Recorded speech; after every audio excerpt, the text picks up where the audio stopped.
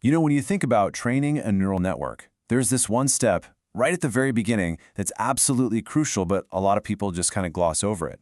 I'm talking about weight initialization. It's the network's very first guess, and if you get it wrong, well, you can pretty much doom the entire learning process before it even starts. Think about it like this. Before a network learns a single thing, we have to give it a starting point. And if that first guess is way off, way off, it can make the whole training process slow, painful, or just not work at all. So the big question we're tackling today is, how do we make sure that first guess is a good one? All right, so let's get on the same page. What is weight initialization? It's literally just the process of setting those first initial values for all the connections, the weights, between the neurons in your network. It happens before any training begins. You can think of it like setting up the chessboard before the first move. But as we're about to see, where you place those initial pieces matters a lot. So, what's the go-to method? Well, a lot of the time people just start by throwing random numbers at it. Specifically, random numbers from a normal distribution, a bell curve, with a mean of 0 and a standard deviation of 1. Seems simple enough, right? Randomness is good, it prevents bias, but this is where our story takes a turn, because this simple approach can backfire big time. And that brings us right to the heart of the problem. What happens when our simple, random approach goes completely wrong? Okay, to really get this, let's walk through an example. Picture a network, and let's say our input layer has 250 nodes. And to keep things super simple, let's just say the value coming out of every single one of those nodes is just the number 1. Now, let's zoom in on one single neuron in the next layer. It's connected to all 250 of those input nodes, right? So it has 250 weights. And each of those weights is initialized randomly, just like we said, with a mean of 0 and a standard deviation of 1. Now, here's the kicker. Since every input is 1, the total signal coming into our neuron, let's call that signal Z, is just the sum of all 250 of those random weights. And this is where things start to go off the rails. There's this really important rule in statistics that kicks in right here. It says that the variance of a sum of independent random numbers is just the sum of all their individual variances.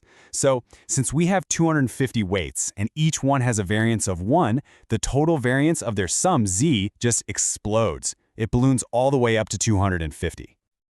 Okay, so the variance is 250. What does that mean for the standard deviation? Well, you just take the square root. And the square root of 250 is roughly 16. Now hold on. Remember where we started? Each individual weight had a standard deviation of 1. We just jumped from 1 to 16. That is a massive, massive increase.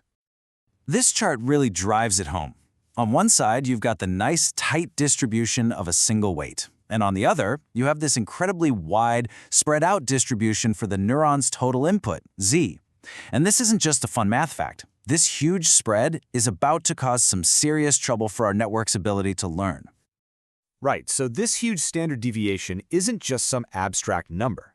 It leads us straight into the jaws of one of the biggest headaches in deep learning, the vanishing gradient problem. And I love how the source material puts it. It's like it's reading our minds. So you ask, who cares? And the answer is, oh, we should care. We should care a lot. Why? Because with the distribution that wide, the input to our neuron, Z, is almost always going to be a big positive number or a big negative number. It's very, very unlikely to land in that nice, gentle slope right around 0, which is exactly where most activation functions do their best work. And that is a huge problem. Let's say we're using a sigmoid activation function. If you feed it a huge positive number, the output just gets slammed right up against 1.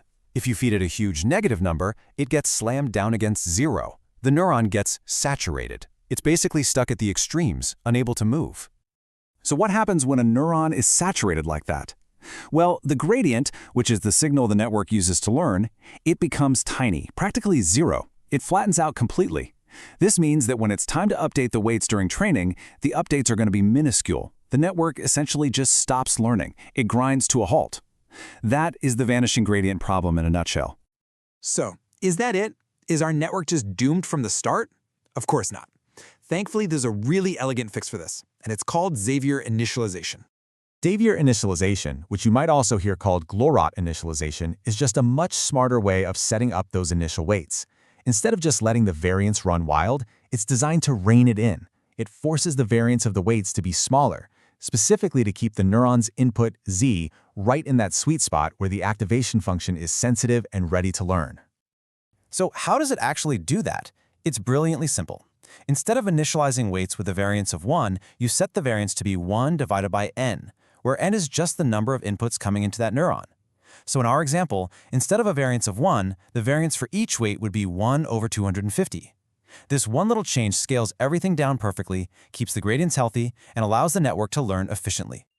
Just a couple of quick things to keep in mind. If you're using the super popular ReLU activation function, the math works out a little differently. The ideal variance is actually 2 over n.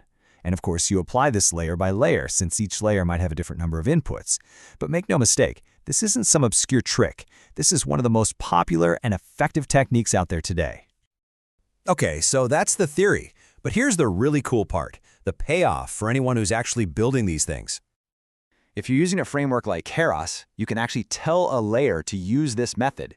You just set the kernel initializer parameter to glorit uniform. It's that easy. It's built right in. But here is the absolute best part. You often don't even have to do that. As the source material points out, Keras and other modern frameworks, they use Xavier initialization by default. It's been there this whole time, quietly saving our models from the vanishing gradient problem, without us even knowing it was happening. So let's just quickly recap the whole story. We started with a problem. Just using random numbers can make the variance of neuron inputs explode. The consequence? Saturated neurons, vanishing gradients, and a network that can't learn. But then we found the solution, Xavier initialization, which brilliantly scales the variance based on the number of inputs.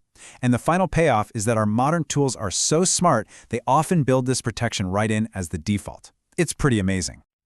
And that really leaves you with a final, fascinating question, doesn't it? We just uncovered this one incredibly smart, almost hitting default that makes everything work so much better. It just makes you wonder, what other clever optimizations are humming away under the hood, silently helping our models succeed every single day?